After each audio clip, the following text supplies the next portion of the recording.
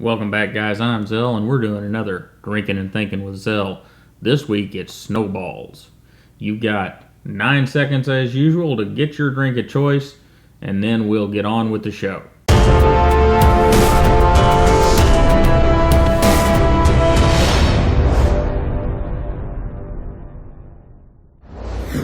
Well, guys, I was listening to Fun with Knives, and he was talking about the phases of collecting. And, I think he's right in many respects, and for many people. We get sidelined by titanium, or sidelined by a certain steel, or chasing that perfect steel, or some handle material. Many of you right now are into the carbon fiber handles. But I want to go back a few steps. Whenever somebody buys a knife, many times it's something like this Dozier. About 20 bucks. Has reasonable steel in it, and it works fine. You could carry this thing for, who knows, maybe 5 years or more, and just sharpen it, and you would have a good EDC knife. And then, of course, one of the other roads to entry are the Kershaw Speed Safe knives. Many people pick up a Kershaw Speed Safe. They flick that little flipper tab, and they're hooked. And, 30, 35 bucks. And we've stepped in. And many people stay right there. I have lots of friends that have no need or desire to have a more expensive knife. And that's, absolutely fine. The steels that come in those knives are decent all-around steels. If a person is willing to either live with a somewhat sharp knife or sharpen their knife regularly, then they've got a tool that works for them, and that is awesome. But for some people, what happens is something like this. You're watching something on YouTube or whatever, and somebody says, well, hey, that Rat 1 is pretty freaking awesome. And you go look it up, and you can get a Rat 1 on Amazon for less than 30 bucks. So you grab one, thinking, man, that'll be cool. I'll check that out.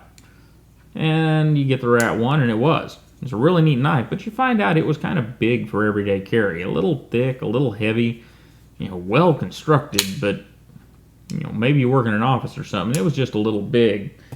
And you're looking around the internet again, or maybe on the knife sites, or maybe you saw nothing fancy, or maybe one of my reviews, or Nick's, or whoever's, and they talk about the Delica.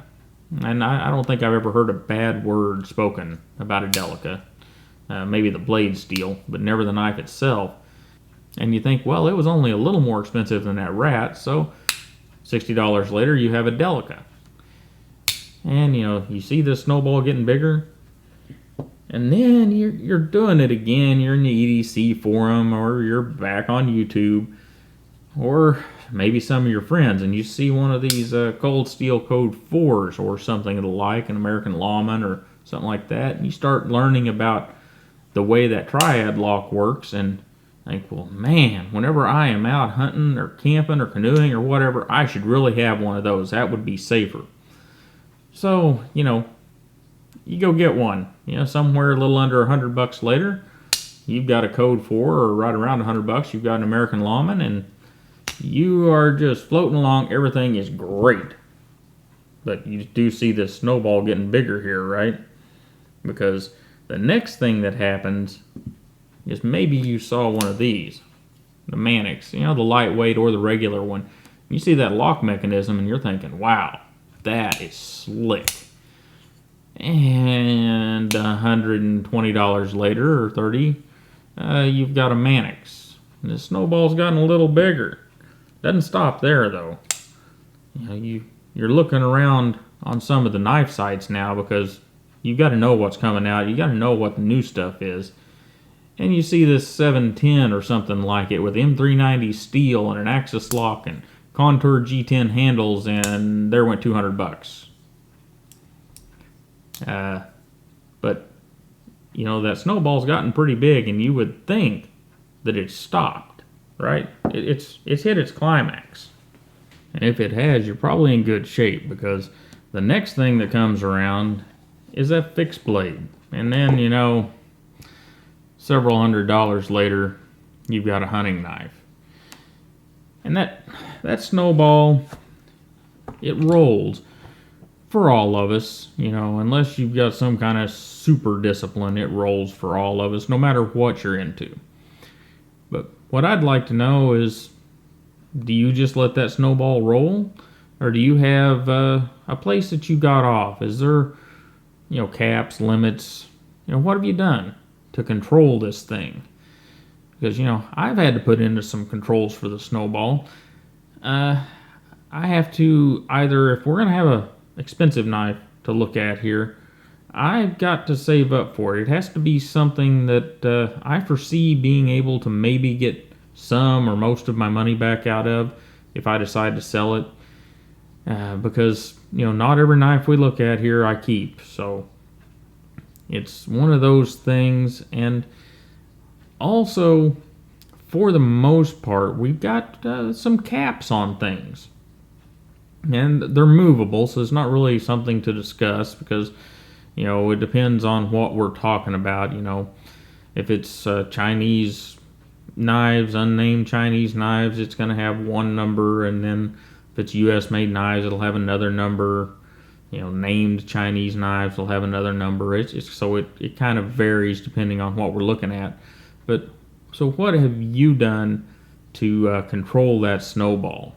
Or are you one of those special people that doesn't have a snowball? You bought your Delica, and that's all you're ever going to need? Because really, guys, let's be honest, unless you're out there camping, hunting, hiking, that sort of thing, a Delica probably is all you need.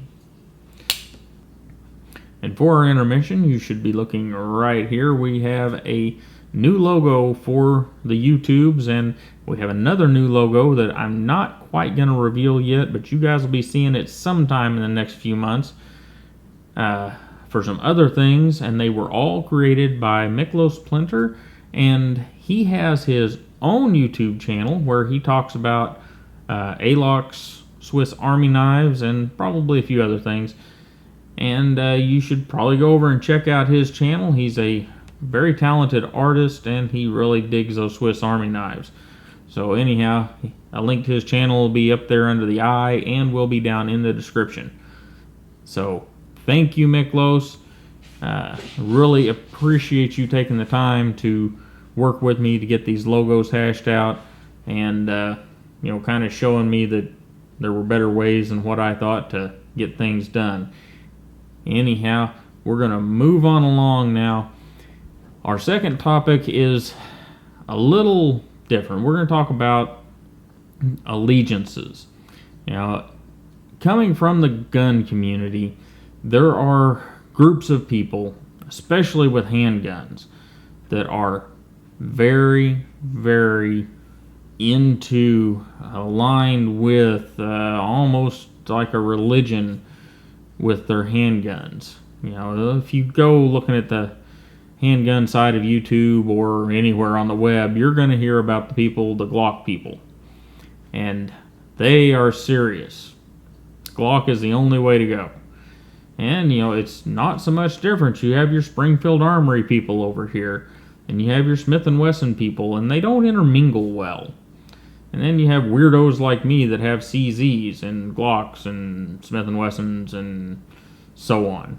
And I'm kind of out in that community because I won't pick a side.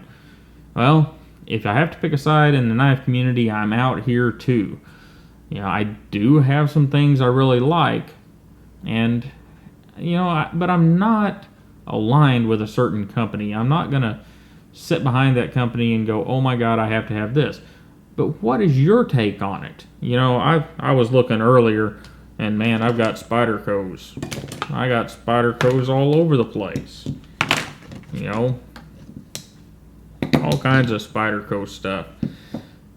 But I also have Cold Steel. You want to talk about Cold Steel and super fanboys? These guys have got these super fanboys. You know, I'm not a super fan, but I do like my Code 4.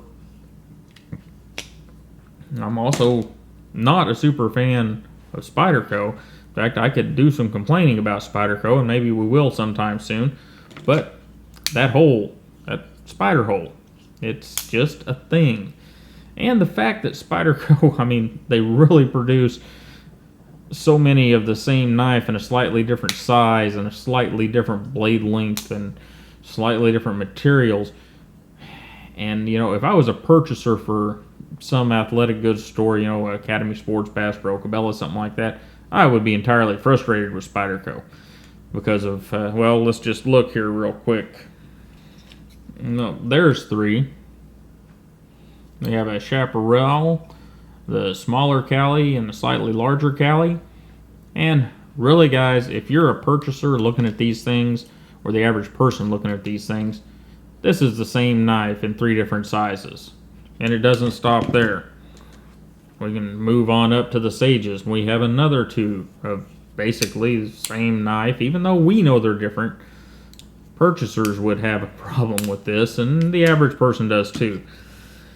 But anyhow, I'm getting off subject. I do like my Spydercos. I like the variety that Spyderco has. Even though many of them are very similar, they are really there to fill those niches. And that's a great thing. Same thing with Cold Steel. They fill a niche with that triad lock. And, you know, there's other things. Kershaw fills a niche with their Speed Safe system. They definitely have the best general availability assisted system on the market. But are you stuck on one brand? Are you, no, we'll just say it, religious about one brand, like some of the Glock people are, or like some of the Cold Steel people are? You know, and they're all going to be mad at me now for saying that, but, you know, they are. They've turned it into a sort of religion of sorts, a cult following, whatever you'd like to say. Medford Knife and Tool's another one. There's some serious followers of Medford Knife and Tool. But, or are you more like I am? You're kind of equal opportunity. You show me the options that I want to see, or the design that I want to see.